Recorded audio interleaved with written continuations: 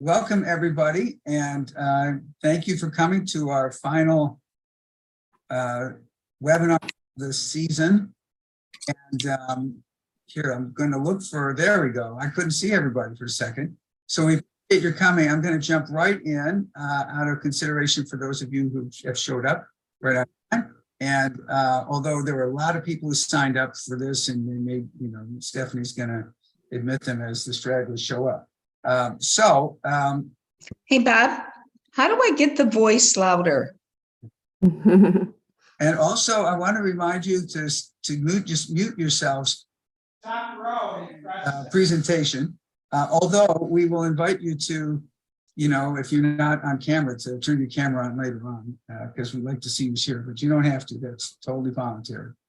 So this was a chance to talk to everybody about the Safe Passage Report on Child Fatalities, during which we produced in about the beginning of March of this year, but it was about 15 months in the works, and it's received quite a response nationally. I've been invited to no fewer than 4 national conferences to present this.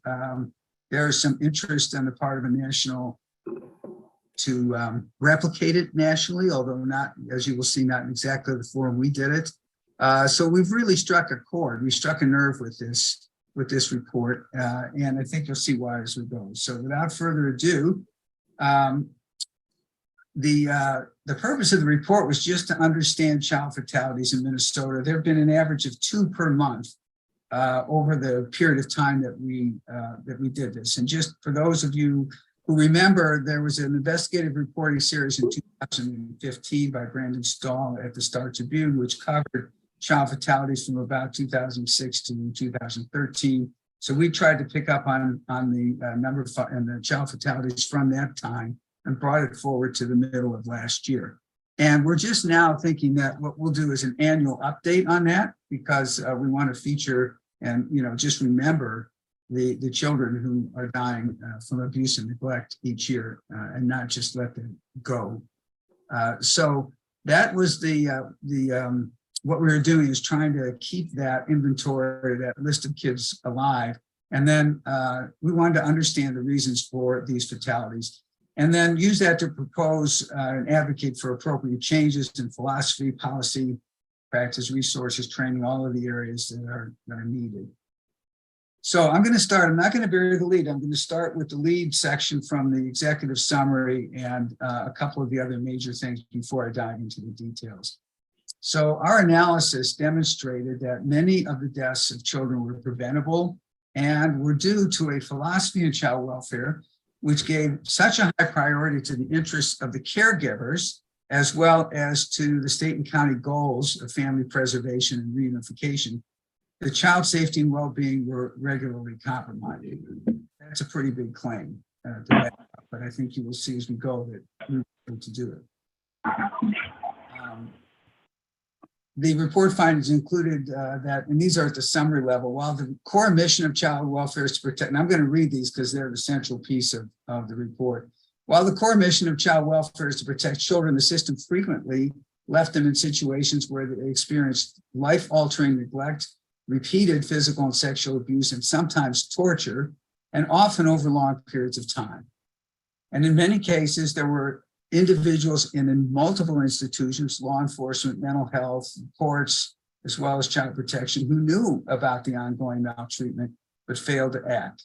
Now, I used to supervise child protection units. I've done street work. I understand you can't do everything. You can't predict every death, and you can't be there all the time.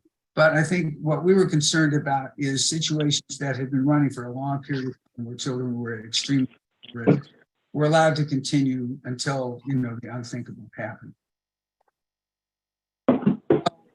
We often hear that, yes, it's so traumatic to remove children from their homes, and of course that's true, but it's also true that continued abuse and neglect over periods of time is traumatic, and sometimes to a level that children can't recover from.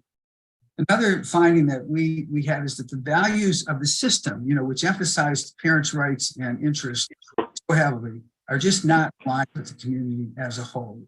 We've talked with hundreds of people, of course, over the years with Safe Passage, about the, we tell them some of the practices of the system, for example, children in the presence of the adults who are allegedly perpetrating on them, or giving 4 or 5 days notice before the child protection worker comes out. And, guess what happens during that period of time? That these and also these values, as indicated in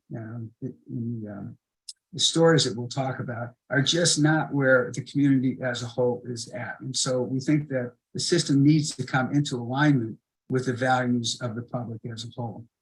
Another issue is that, as you will see if you read some of these reports, parents get years to address their issues. But we're all familiar, I think, or many people are familiar with the early childhood development logic, which is that the first 1,000 days of life are particularly important. 80% of brain development happens in that first 1,000 days. And if children are being traumatized, they're in fear, then their brains don't develop normally. They kind of go offline and they're in fight or flight mode. So if children are in those periods of time and they really need stimulation, they need to be safe and so forth, but that's not happening, then many of those areas of brain development don't occur properly, and that may be things that children can't fully ever recover from. So here we have a system that kind of goes along, and parents get years and years to address their issues. In the meantime, children, and often, multiple siblings over time, are suffering in ways that become permanent. So in general, we're concerned that lip service is given to concerns about trauma and early childhood development. You're always hearing about trauma-based therapy, trauma-based practices, but that's not what's actually happening. The sectors that really focus on early childhood development are not engaged to any significant degree in child protection and foster care issues. So one of our tasks is to try to engage them as partners and addressing some of these issues. We also hear often that families deserve justice, parents deserve justice, but hey, children deserve justice as well. One thing I want to mention, though, as we're on this topic, is that we've worked with a number of reporters, and there will be, there was a report that we worked on with Chris Sears at the Star Tribune 2 weeks ago Monday that was quite impressive, and he just was nominated for Pulitzer for his work in criminal justice, juvenile justice. And there will be a story that I think you'll want to watch tomorrow night on Thursday, Care 11. It will be on the 6 and the 10 o'clock news. It will be backed up by extensive work on their website.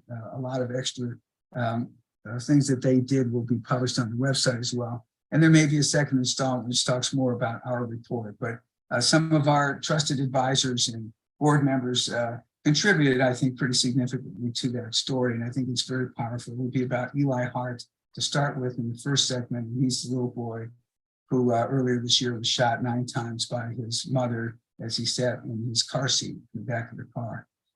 Completely something that really could have been prevented. So watch for that story tomorrow night on Care 11 News. How did we do? Who did the work? Well, we had an Archbishop Ireland Justice Fellow from the University of St. Thomas School of Law. Her name is Maya Carroll. She did a lot of the heavy lifting on this report. Could not have done this without her. This is a fellowship that's supported by Kathleen Glatz and Greg Page each year for the past couple of years, and allows a new graduate from law school to do a substantial project in the justice area.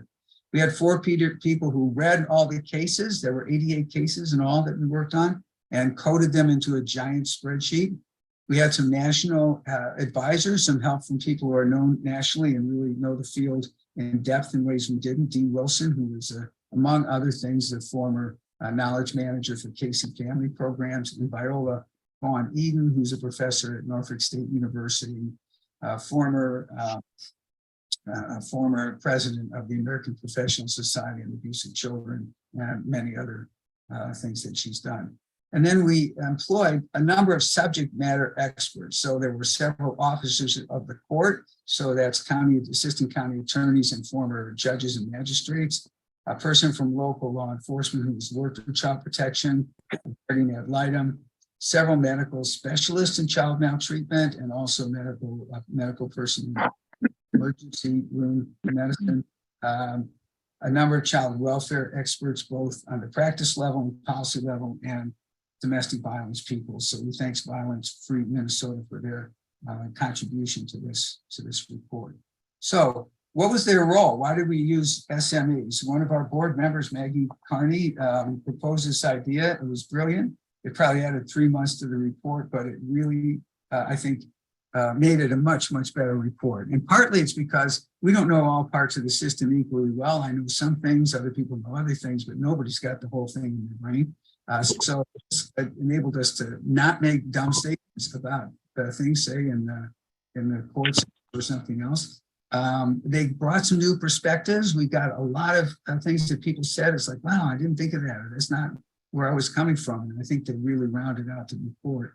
And they frankly have credibility, because I think when, say, the county attorneys or some medical people look at this, they didn't agree with everything that we said in our report. But the fact that they weighed in and that we considered what they had to say, much of it was incorporated.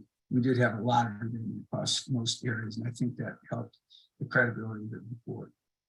Okay, so how did we do this? This was actually pretty unique. I'm not sure that it can be done elsewhere. We identified 88 out of 161 total cases of child fatalities during the time period through media reports. That was the way we found the reports. The reason that we did it that way is because the State Department of Human Services keeps an inventory of all child fatalities from maltreatment, but they wouldn't share it with us. So that's one of our projects for the future, is to get them to share that information and be transparent about it. So we had to first start out by getting the names of the children and often the parents from media reports. So we did a lot of that work, and then came up with 88 cases.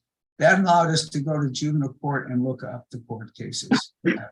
Have the name, you can find that. That's unique, I think, to Minnesota.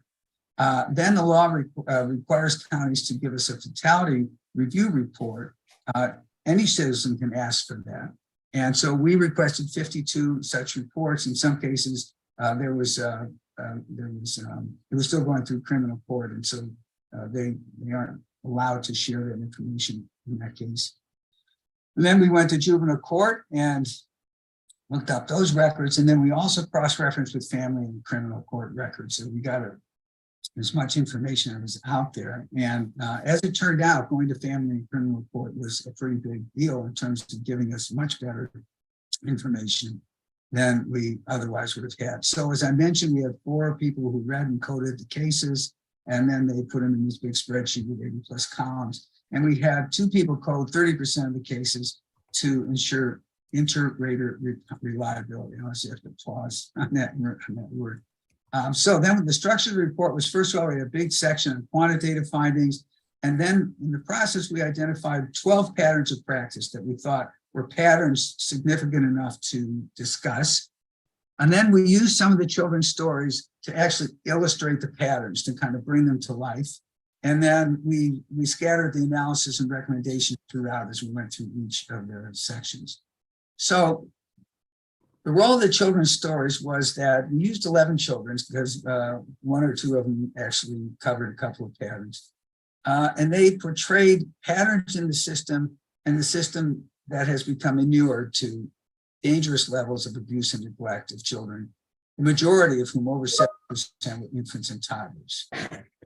One of the things I want to emphasize is that these case studies aren't anecdotal. I often run into situations where I'll tell a story and someone will say, well, here's my story, and it shows the opposite conclusion. These aren't anecdotes. These are illustrations of the patterns that we documented. So there's something behind these stories. They just are there to, put some reality into it, and some, personal depth to the patterns. So I'm going to go through some of the patterns we found, and I'm still stunned by some of them. Others I more or less expected. But one that stunned me is 14 cases that included signs of torture. 5 of them unambiguously met the definition of torture across 3 different national and state standards. So the reason they all didn't, there were clear indicators of torture, but in some of these definitions, it met 2 out of 3. And probably the 3rd definition, let's say psychological torture, wasn't covered because it just wasn't in the court records. But we ran these cases by 2 national experts, people who have worked a lot in the area of child torture, and made sure that our conclusions were tight, particularly around the 5 that were unambiguous. These were situations, and I'll give you one example in a few minutes, where it just went, situations were allowed to go on and on until children were killed from horrific abuse. Almost half the children, 48%, died due to actions of someone other than the biological parent, usually the domestic partner, sometimes kinship foster parents, or other caregivers living in the house. One of the findings that surprised us was that Black children, who are 18% of child protection and foster care cases statewide, were 28% of the fatalities, almost 50% disproportionate to their presence in the child welfare system, which is already disproportionate to society as a whole. I'm sorry to flip around, but there's something blocked.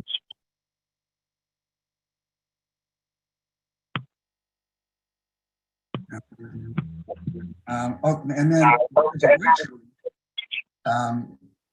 49% of child welfare cases statewide, or 24% of fatalities. So that raises the question of why is that, and are we leaving other children? And this was true for other BIPOC children as well. Are we leaving Black children in situations that we would normally remove other children? So we're recommending that the state have somebody take a deep dive into some of those cases and find out why that pattern existed.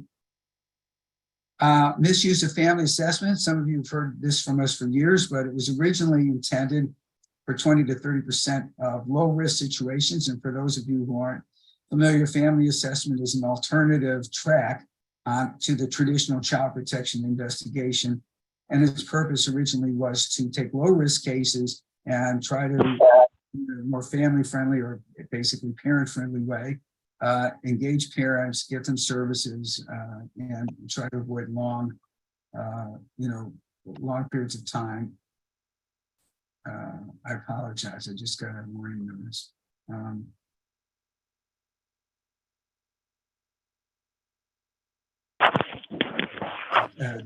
For family assessment cases, to just engage them in a different way. But now we track over 60% of cases to family assessment. And many of them are, and this research shows basically, putting high-risk cases in. So someone is not muted at the moment. If you could take a look and mute yourself, or Stephanie will find you soon and do that for you. One of the things that the subject matter experts continually complained about or upset about is seemingly limitless chances for parents to address chronic problems, situations that went on for years. Children were returned home from foster care without anything changing, so they have the same risks. And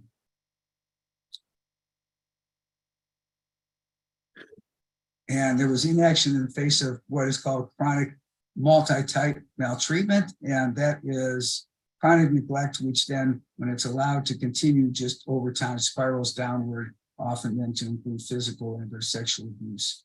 I thank D. Wilson for this. He really schooled us on this type of maltreatment, and we were able, therefore, to include it in our study.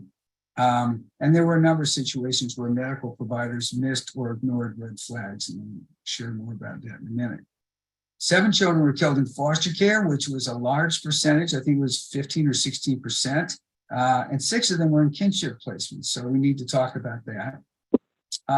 Children being returned home to seriously mentally ill parents, and the Eli Hart story tomorrow on Care 11 is an example of that. Then we looked at the criminal court, and we found that biological parents received way substantially shorter prison sentences for killing children than non-parents.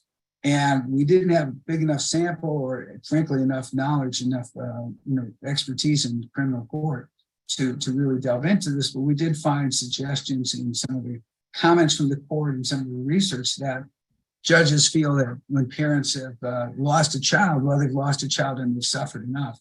But if they've killed a child, it doesn't seem logical to kind of cut them some extra slack for that.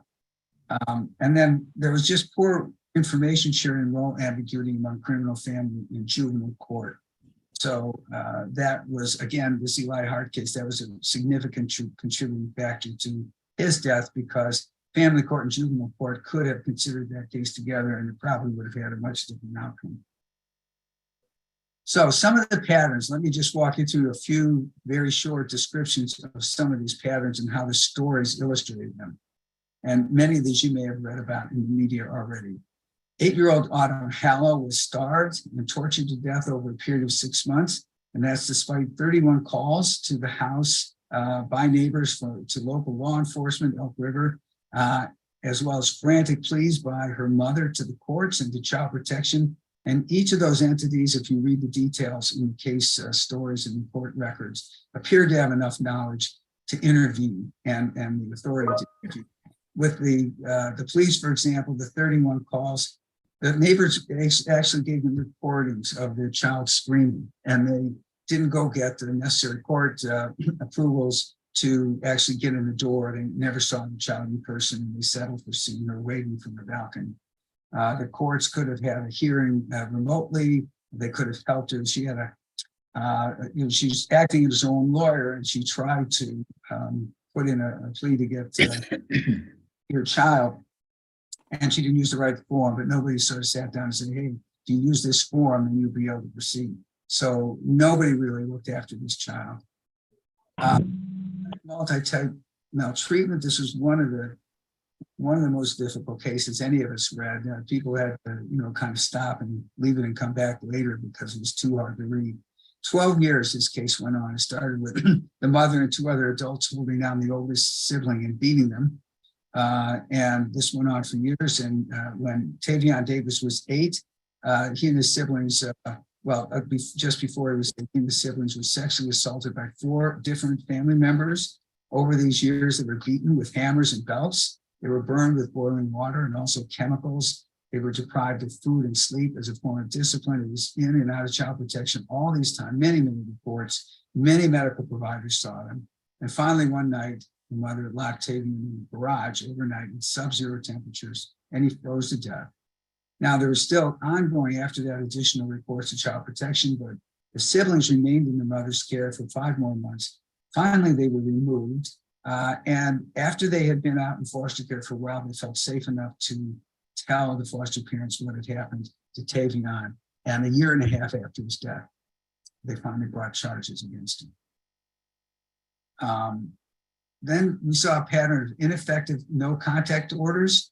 Time and again, there were whether they were DANCO orders or domestic abuse no contact orders or some other order to prevent harassment, et cetera. There were different types of no contact orders, and sometimes there were multiple types in one case. So in this situation, Anthony Herkel was killed by his father. He was only 2 weeks old, but he had previously been served by the court with 7 no contact orders. He was charged and convicted of 5 domestic violence related felonies and misdemeanors. And the family had been investigated twice by child protection. So this was going on for a long period of time. And the final maltreatment report before Anthony's death was treated as low risk. It was put in family assessment. In addition to these no contact orders, there's a sort of safety measure which calls a safety plan in situations like this. And in this case, there was another father who was related to another child in that household or by the same mother who had been sexually abused by the father since infancy, since 6 months old. And finally, when the child was 5 years old, the child was removed. But during that period of time, despite the no contact order and despite a safety plan from the child protection, he continued to have ongoing access to this child. So the safety plan and the no contact orders are simply not being enforced and not in a realistic way. And then repeated chances to address substance abuse. So 5-month-old Aaliyah Goodwin was smothered to death, but this was after 8 reports of child protection over 7 years, and they documented that both parents were just chronically incapacitated by drugs and unable to take care of her and her older siblings. So the oldest child in the family would make the rounds every night to go to the neighbors to get food, because even though there was food in the house, the parents were, were too stoned or drugged or, had been drinking too much alcohol, all of those things to make supper. So weeks before her death, Witnesses reported the parents dragging the children by the hair in public, but this case was again, after multiple times, assigned to family assessment, and shortly after that, the child was smothered to death. And then returning children to parents with ongoing major mental health issues. This is the heart story that you'll, again, you can see tomorrow. He was returned to his mother after 2 inpatient psychological evaluations for delusional behavior. And there were ongoing concerns. There were literally a banker's box full of documents related to this case, which a couple of our, one of our board members and one of our trusted advisors read. Thousands of pages of documents in this case, and ongoing concerns were expressed by everybody in the case, except everybody in the case, including the guardian ad litem and child protection worker, about the chronic mental illness. Yet they recommended the child might not be in the best situation, but it was safe, and the case was closed. And 9 days later, he was killed with 9 shotgun blasts. This was one where, against everybody's better judgment, they returned the child to the home. And then there were situations where children were returned with their parents home, despite being seen by a medical provider with injuries. Both of these situations were cases in which infants were sent home with their mothers despite broken bones and other injuries. Now, infants 4 or 2 months old can't roll off the bed by themselves. There's no way they can hurt themselves. Somebody else is going to do it. And in one case, the doctor reported it to child protection, but at that point sent the mother home, and the other didn't report. So there were only 3 cases like this where there was directly a problem with medical providers overlooking something. But as in the case of Tavion Davis, many of these children have been seen for years on end by medical providers and must have seen the signs of the injuries. So we are concerned about, the importance of getting primary care providers in particular on board with the process for reporting to child protection. And then lack of due diligence in kinship foster care placements. The Citizens Review Panel in Hennepin County did a report a couple of years ago on this exact topic and had similar findings to us. In this case, Layla Jackson, who was a Black and Native American toddler, was placed in kinship foster care with a relative who recorded himself screaming racial epithets at her and writing loser on her face in black magic marker, according to the Scott County Sheriff's Office. The child's injuries were so complex that it necessitated additional examination by specialists, and it prolonged the autopsy result and delayed the court appearance. This was a case where if you read the details, people just didn't follow up. They didn't do due diligence beforehand, and they didn't follow up afterwards. So we need to, I think there's been a lot of cheering about the fact that kinship placements have gone from 43-45% up to over 60% in the last few years, which is great in theory, but those placements also there has to be due diligence to make sure they are safe. So we will be advocating for and have advocated as a result of this for certain practice changes. The last time there was a big push for changes was the 2015 Governor's Task Force on Child Protection. There were a number of changes put in statute for that counties have to have multidisciplinary teams reviewing maltreatment reports and the assignment to family assessment.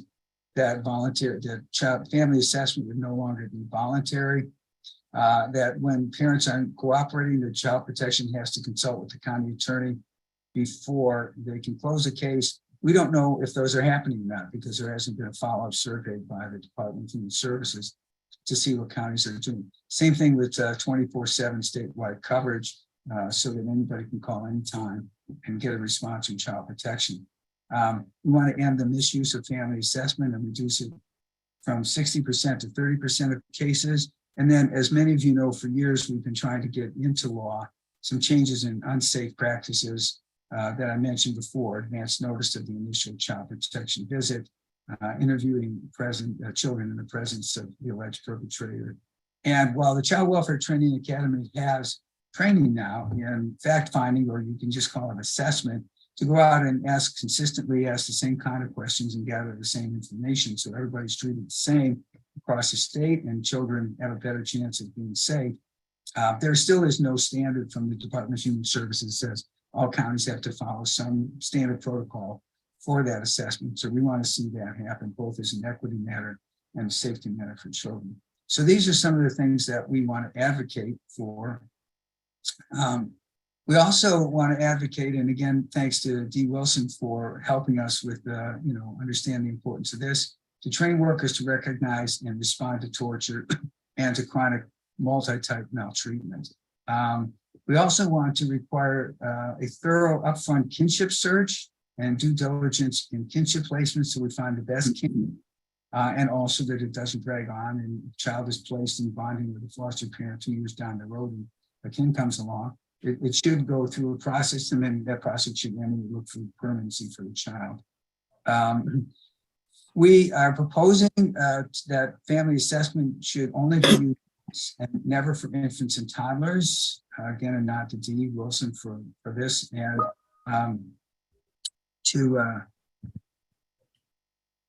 I'm sorry, I can't read that. It's under a screen, but so we'll have to skip that. You can read it for yourself there.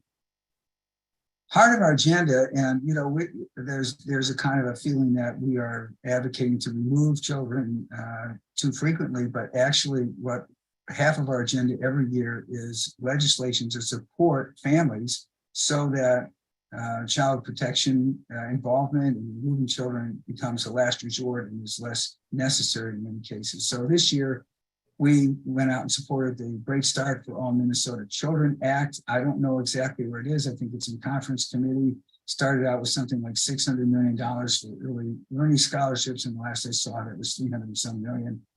And has a lot of provisions like families co-pay for childcare shouldn't be more than 7% of their income.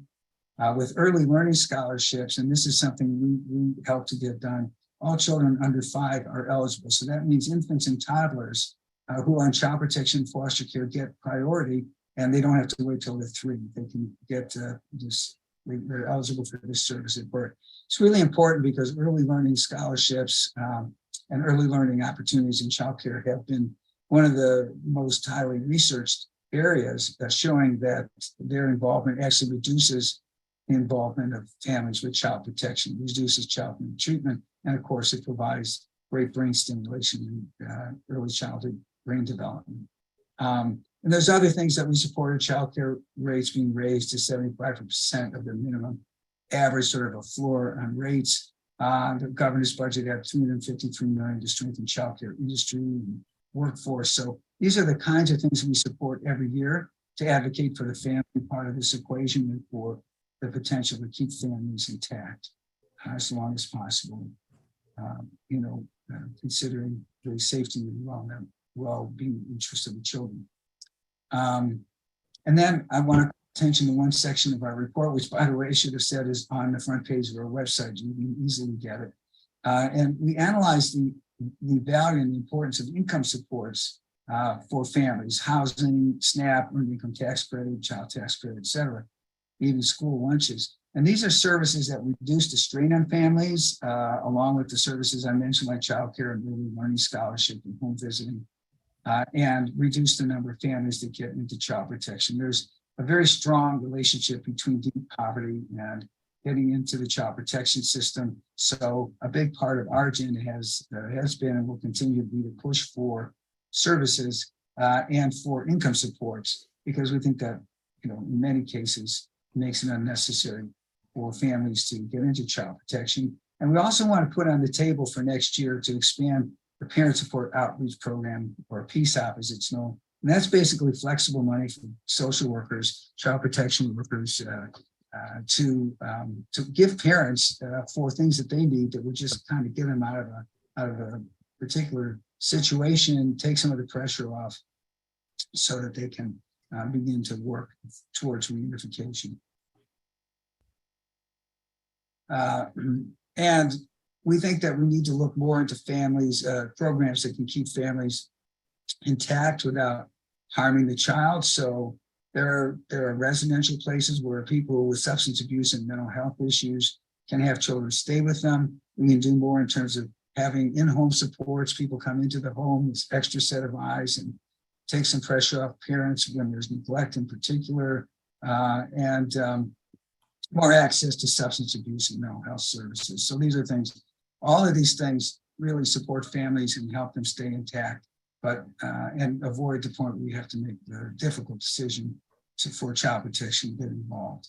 One thing that we hear a lot is child protection is often, people are often brought into child protection because it's the only way to get these services. So we want to move back towards the traditional child welfare system, which had workers working with families around something other than the immediate safety needs of the child to help the family get support. And one thing to consider is to go back to the future and split child welfare from child protection so that workers, for example, with a nice big PSOP budget of flexible funds, can work with families on the verge of and the early stages of child protection and really provide the services necessary to help them avoid that. But then when it gets to that point where it's necessary to remove children in order for child protection to get involved, we think with all of these other things in place, child protection will be seen as more legitimate and not seen as interfering unnecessarily with families. So the bottom line for all this is basically we get the fact that this is complicated. Child protection workers have one of the most difficult jobs in the country. There often aren't a lot of good choices. It's very complicated to do the right thing or to know even what the right thing is. So we're not saying that workers have to completely do something different. We can't be removing every other child from families just because we have some concerns about them. But the basic issue is that the philosophy is so heavily weighted towards family preservation and towards the interests of parents that these things that we talk about in our report are happening. So this is really about the balance. It's about giving more weight to the safety and best interests of children. People are still going to need to wrestle with difficult choices, but we think that the safety and best interests of the child ought to be more frequently one of the factors involved. So that's my overview of this report. And so let's kind of open it up to conversation here, so questions, comments, whatever.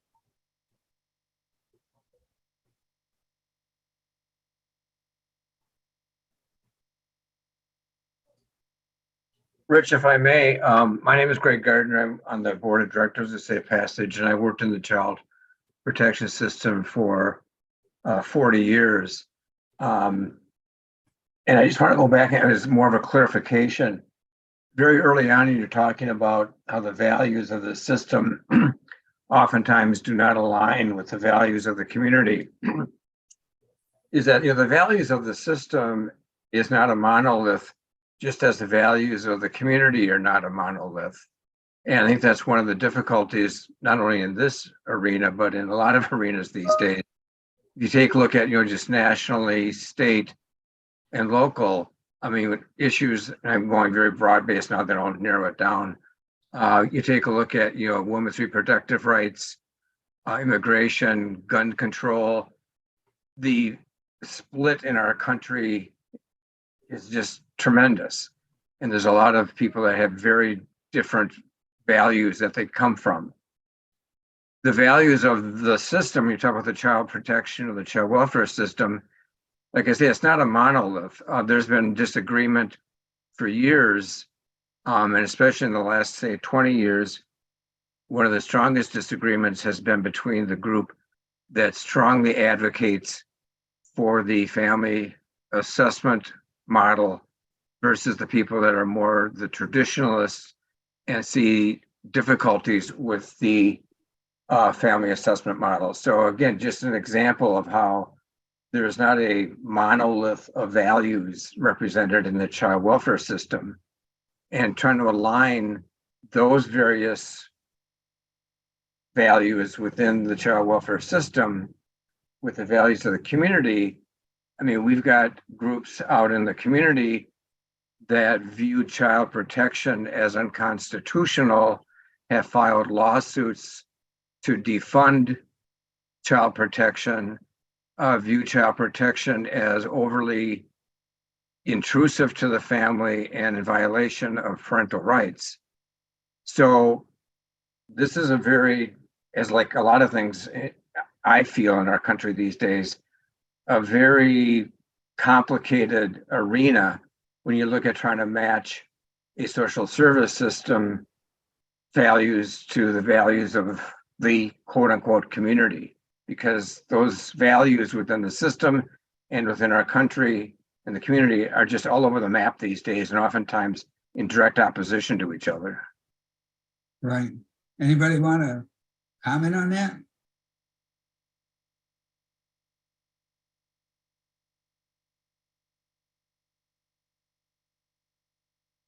How about you, Maggie? I think you might have an opinion.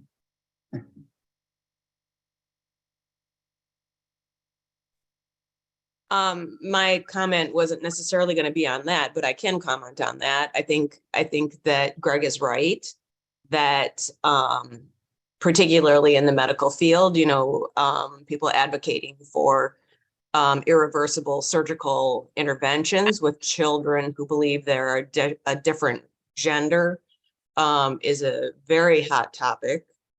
I think that it's difficult to advocate for kids without recognizing that the adults in their lives aren't that interested in you taking over for them. In some instances, it's pretty obvious that whether they like it or don't like it, that the child's life is particularly vulnerable and should be protected. But there's a lot of gray area that I think is difficult to tread on. Earlier conversations, I know, Greg, that you were having with Mark Hudson about substance abusing pregnant women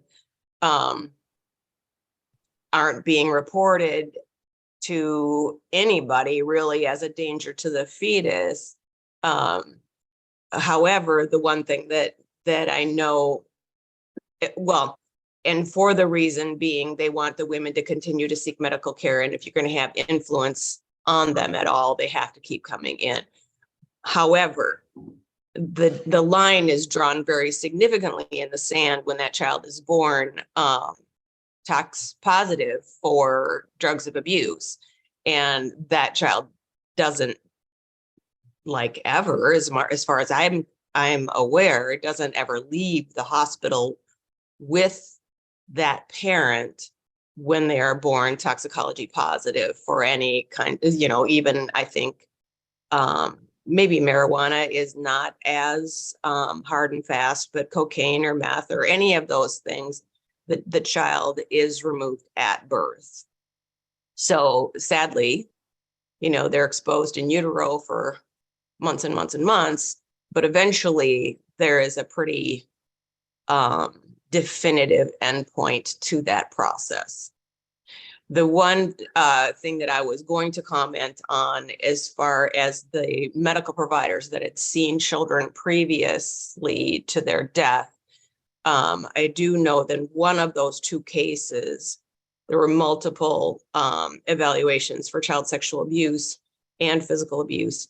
Those were reported by medical providers that specialize in child abuse, and their reports went unheeded. Now, in the other case, the person that saw a bruise on a young infant did not recognize that was, in fact, a danger to that child. And so education in the field of pediatrics, whether it's general practitioners, whether it's pediatricians that aren't familiar with child abuse, whether it's ER physicians that, concentrate more on heart disease than they do on pediatrics, it's a very broad area that needs addressing. Okay, thanks, Maggie. I want to recognize there's a comment here from D. Wilson to everybody. What has been the role of the courts in Minnesota in narrowing the grounds for child removal and requiring less in the way of behavior change for reunification? Do any of our experts want to tackle that?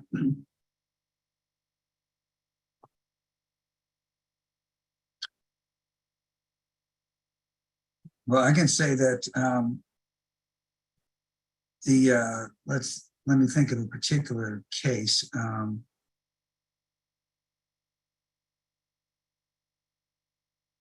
I think when you look at the case we've been talking about, Eli Hart, and Greg and I have talked about this at some length. The courts and guardian ad litem and the child protection worker decided that, felt that, in Greg's view, that they really didn't have much choice but to send Eli back to this mother that everybody agreed was a risk, because she had in some way complied with the case plan. She had done what she was supposed to do. And several of us read those records, some in more detail than others. And I think what I came away with is that her compliance was minimal, and there was high risk. So I've seen this throughout so many of these cases, that what counts as working your case plan, it's a pretty low standard. And so that's one area where I would say is a concrete example of, we need to balance the system more to bring the interest of the child into the picture, rather than just sort of saying what's the minimum that we can accept in a child protection cases. So I think, Dima, at least my answer is, there are a lot of these cases where I don't think that, going back to the public not understanding what we're doing, the public would not agree that that was good enough to return the child to their home. I don't know if that gets at your question, but that was the first thing that came to mind. Is that what you were looking for, Dee, or what else did you want to talk about there?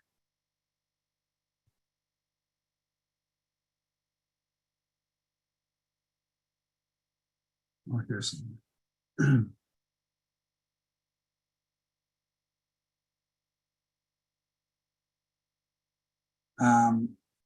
So let me pick up on Sarah asks, curious if Safe Passage for Children has reviewed the Office of Legislative Auditor report on child protection removals, and how those findings might factor into our assessment and policy recommendations. So I have to be honest, I read it once. It was a while ago. I don't remember very much from it. I think there wasn't much in there that I thought was new or different. I felt it was, it didn't shed any new light on the situation. But Sarah, if you want to jump in and unmute yourself, and you're welcome to just kind of share what you had in mind there, because I don't really think I gave that report much more than once. I reviewed it once and kind of left it. That's good. Okay, says Sarah. Okay, so Mark, you had a question. Did you want to jump in? As you know, you need to increase your volume, I think, Mark. We can't quite hear you. All right. See if that works better. What I've been interested, I'll give my opinion because of the program called Cure Violence out of Chicago that use all Black men and women, ex-convicts, to reduce murder rates in contracted neighborhoods of Chicago. How did they do that? Well, these people were trained as part of an organization and went out. They would basically get a report from the city, had this murder on 3rd Street and Vine, and they would go out and look for the next victim and the next perpetrator. And they were able to impact those neighborhoods with high crime rates, substantially reducing murder rates by 40%. No one else can do that. And I think the same model can be used for a home visitor.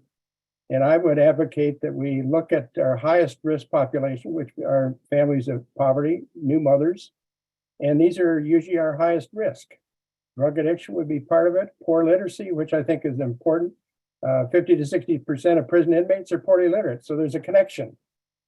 Poor literacy is a connection to health disparities nationally, and studies have shown that.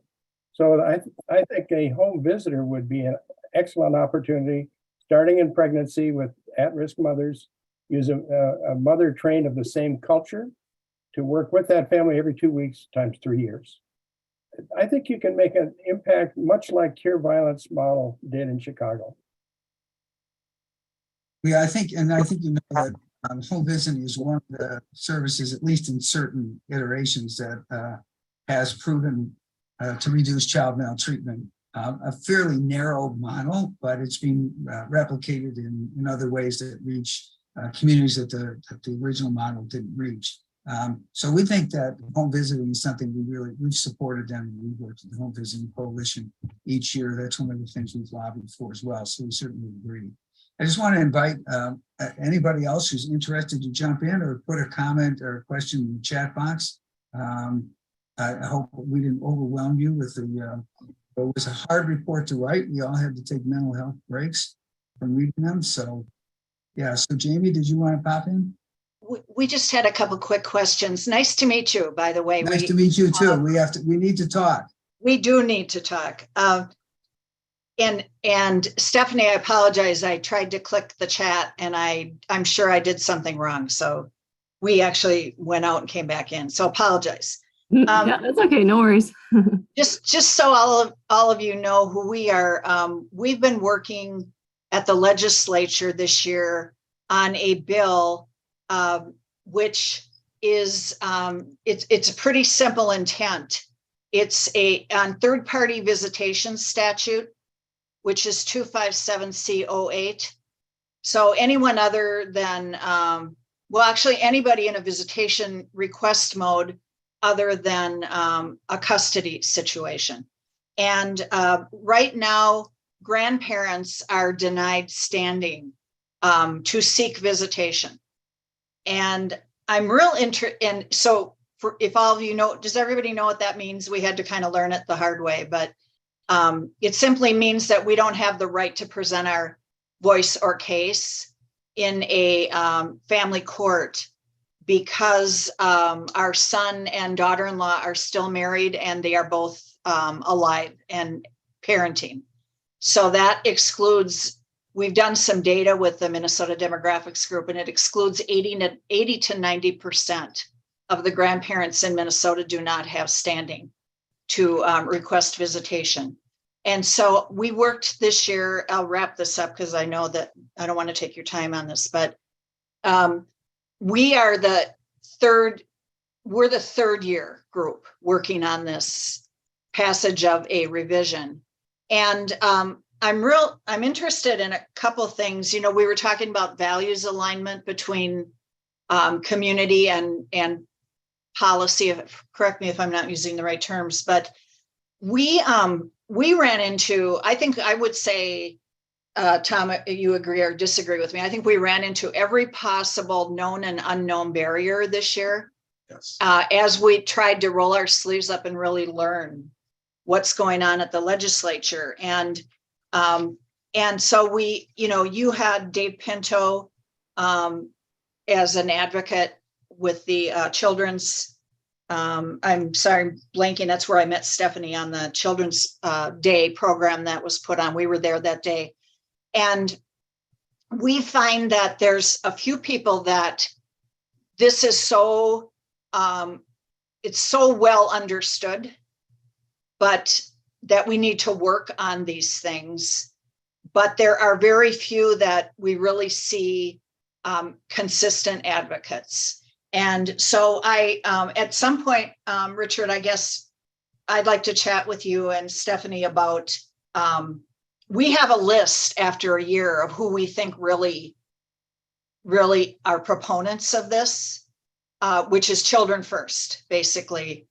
Grandparents in our group, we belong to two groups that are trying to positively influence legislation, and they are people who took care of these kids. They were active, constant, consistent caregivers, and they and so that's the way our bill revision is being written. It's not just a wide open, if you've never met your grandchildren, you can seek visitation and standing, but it is if you've already an established relationship that was basically the parents were complicit in creating, that gives you standing. And while that isn't a wide open process, there are several states that do have wide open. If you're a biological grandparent, you can go right in. With ours, with Minnesota, we are taking a little bit more middle road approach, and in the deference to the parents,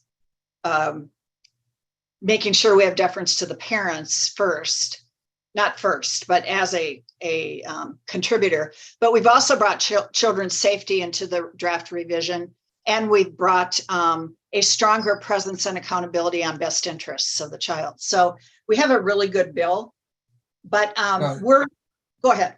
Well, yeah, definitely we should talk. And I think that there's a consistency in terms of wanting to use kinship foster care whenever possible, and your desire to bring grandparents in whenever possible. Yes. We should talk. I just wanted to share that I have a very close family member in Texas who had the exact same issue. And they actually took it all the way up to the appellate court, spent their family fortune on it, and finally did get established standing for grandparents in Texas. So there is a precedent there. And then just one last comment, and then, let's talk offline, but we're getting our grandparents motivated now to participate in the legislative process, and also not just from a standing visitation component, but also looking at being present on policy, DHS policy teams and things like that to get more of the voice in. But also, and we did talk with Dave Pinto about this, we have 800,000 grandparents in the state, and we have a lot of volunteer time. And so as we look at bringing programs in, and even separating child protection from child welfare, that makes so much sense. At least to, we're not in that system, but there's so many people that want to connect with their grandchildren and other kids. It's an untapped group of people. So that's all. It is, and we'd love to tap into that with you. And legislators do listen to you, so that's the big advantage of volunteers. I did get another question I want to cover before we finish up here, and that is whether the legislature has shown an interest in the fatalities report we did. We usually have a bill in the legislature. We're working on it, before even January, but we were so heads down. We're a small organization, so we're very heads down getting this report out. And so we were late to the game this year. It's a legislative session, and by the time we got there, people were pretty preoccupied with things. So I don't hold it against them that there hasn't been a report, but we did, much interest, but we did give a bound copy of the report to all 218 legislators. And our legislative strategy is to start soon after this session is over, maybe in July, and start meeting with all of those of you who are willing to work with us as constituents, with your legislators, to kind of go through the report and to begin to build a foundation for some legislation next year, and just as an educational piece. So it's interesting. We've gotten national attention, but not local attention, except for the media and the stories that have been done. So I'm giving a talk at the Beau Biden Foundation, which is Biden's son. They have a foundation on child protection, child abuse issues. In July, I've been invited to meet with a group of child welfare leaders from Republican states, and also the American Enterprise Institution, which is a center-right group, but they're interested in the possibility of replicating this. So I've gotten a lot of attaboys from leading researchers around the country. So we've gotten plenty of attention on the national level. We'd like to translate that into a little more momentum at the state level, and with your help, if you'll help us with that, we're going to start that around July.